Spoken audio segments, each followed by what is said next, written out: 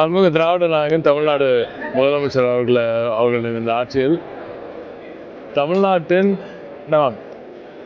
தமிழ்நாட்டின் அனைத்து பகுதிகளில் உள்ள நிலத்தின் தன்மை, அங்கே இருக்கும் அந்த சாயில் ஃபர்டிலிட்டி இதெல்லாம் பார்த்துட்டு எந்தெந்த பகுதியை எப்படி என்னென்ன வகைப்பாடு மூலம் எப்படி பயன்படுத்துவது என்பது குறித்து ஸ்டேட் லேண்ட் யூஸ் போர்டு இது 1975 முத்தமிழக தலைவர் கலைஞர் அவர்களின் ஆட்சியில் அப்பொழுது துவங்கப்பட்ட ஒரு அமைப்பு.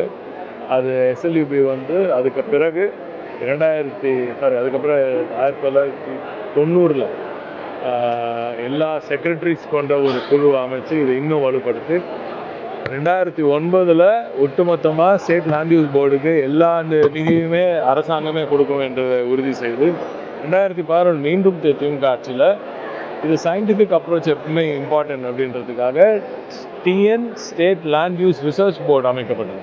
ஸோ தொடர்ந்து பார்த்திங்கன்னா 75 இந்த 50 ஆண்டுகள் கொண்டாடுகிறது ஸ்டேட் லேண்ட் யூஸ் போர்டு.